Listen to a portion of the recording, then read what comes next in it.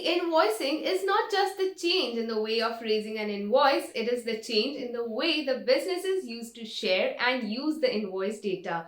Also, e-invoicing led to significant changes in many business processes. Today, let's see the significant changes that e-invoicing brought to the business processes. Hi folks, I'm Prarthana from Clear, where we offer enterprise-level products such as Clear GST, Clear e-invoicing, Clear e-way bill, and Clear Max ITC to more than 3,000 enterprises. To help individuals and businesses, we create various videos related to tax, savings, and finances. So to keep yourself updated, please subscribe to our channel and hit the bell icon. By the way, I have an exciting announcement for the new subscribers. We have a free gift for you. It is a GST compliance calendar that will help you stay 100% GST compliant without any stress. To claim it, subscribe to our channel and let us know in the form that is provided in the description box below. Before implementing e-invoicing, you might have customized ERP systems to raise invoices. Also, you might be used to sharing those invoices with a buyer or third party as the proof of transaction.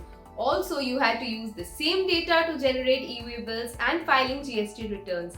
However, the introduction of e-invoicing has brought many advantages, which includes interoperability, that is the ability to read invoices across any software, real-time tracking of invoices, one-time reporting of B2B invoice details, easy creation of e-way bill, and reduction in data entry errors.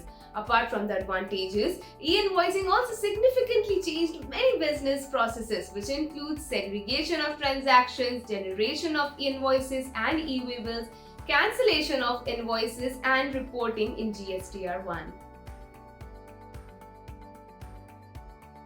Before the implementation of e-invoicing, you were segregating transactions based on e-way bill requirements.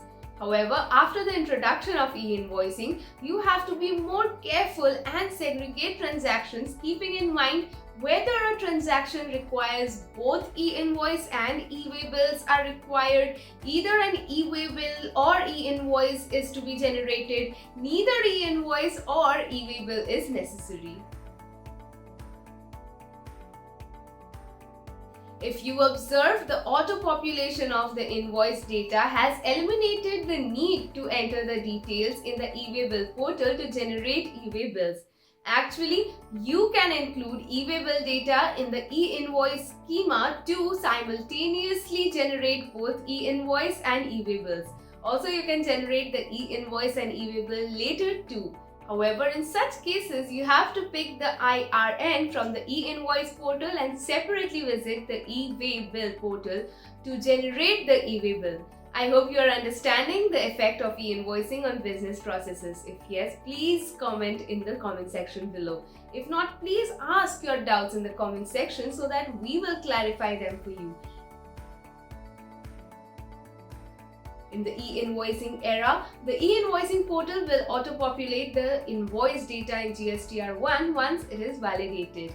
Hence, you must perform daily reconciliation to ensure accurate reporting in GSTR1. Also, you are suggested to write explanation letters to jurisdictional GST officers whenever they identify mismatches or differences between invoices raised, e-way bills generated, and GSTR1 data.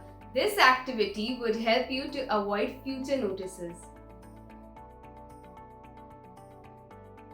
If you need to cancel an invoice under the earlier invoicing system, you simply need permission from the management. However, if you want to cancel an e-invoice, it can be cancelled only within 24 hours on IRP.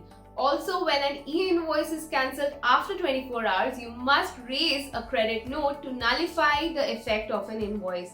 Also, all these credit notes need to be reported to IRP for authorization and reporting in GSTR1.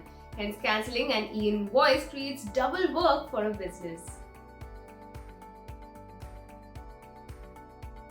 The existing provision states that a supplier can cancel an e-way bill within 24 hours and the recipient can reject it within 72 hours from the time of generation. There is no change in the provision for the cancellation of e-way bills. However, the critical part is that the cancellation of e-way bills is interlinked with the status of the e-invoice.